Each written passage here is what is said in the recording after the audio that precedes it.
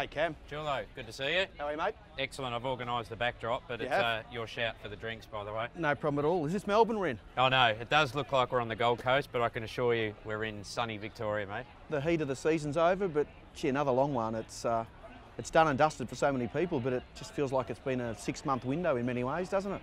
Yeah, I mean, such a long year, but and probably a little bit of a shame that it didn't go right down to the wire.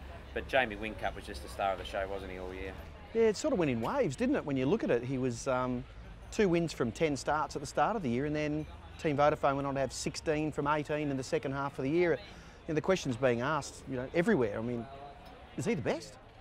Yeah, look, it's a hard one because I think it's so equipment related, as you know, and I reckon Mark Scaife achieved a lot in a dominating team when HRT were well and truly the team to beat. Jamie Whincup is in a car and a team that is no doubt the team to beat and will be in 2013. But his enthusiasm and his focus, you can't question it. So for me, I think he is. I think he's the best because when you look back at some of the greats of our sport, Scaife, Brock, etc., the game's moved and it's a lot more competitive nowadays. And you've got to say Jamie has done the best by far with the equipment that I think anyone else would do. You're right. I mean, any driver that's had a good run in any form of motorsport has to use the equipment, got to have it at their disposal. And if you benchmark him, really he's up against probably the most heralded driver since Peter Brock and Craig Lowndes. And if you look at the win ratio since he joined that team back in 2006, it's very much in Jamie's favour, isn't it? Like, even this year, you look at the amount of wins he's had compared to Craig's wins, and we're not taking anything away from Craig's capabilities, but never finished worse than second since 2007. 4 Bathursts in that time frame as well. Where does it end? I mean, what can you see him achieving? For me, he is the best we've ever seen. Absolutely no doubt about that. I know it's equipment related, but he's done the best job with the biggest bat all year. I mean, I can still see him. People talk about opportunities to do something different, overseas, but I can just see him staying here. He talks about he doesn't know anything else. Karting, Formula Ford, V8 Supercar, Australia. That's pretty much been his mainstream staple diet. Stays away from the press when required. He's very private in many ways, but why can't he be 6, 7, 8 championships? It's foreseeable. Look, I agree. He's young enough. The question will be the opposition, whether they can lift the bar and chase him down. But why wouldn't you go for records and become the greatest of all time in Australia? He's right up there.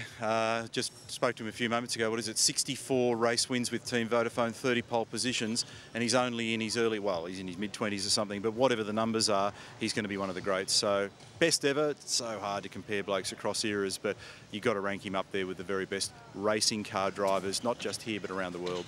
No, I think it's pretty hard to compare eras. So, yeah, I mean, he's definitely...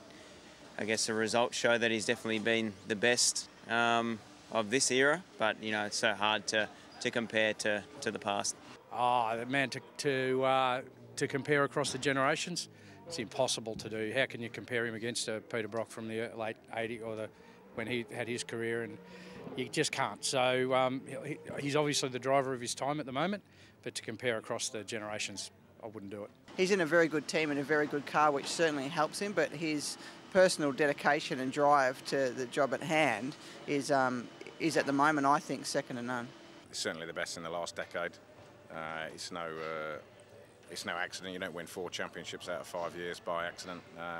He's clearly very much on top of his game, and he's using the momentum he's got and the confidence he's got, and he's still improving as a driver, which is always good from a team to see.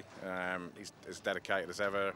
It's going to take a class act to topple him, but at the moment he's definitely the best out there at the moment. I think the team's doing a great job, and he's also doing a good job. I think best ever is probably a big call. We beat him a couple of years ago with the same car, so yeah, best ever is a big call.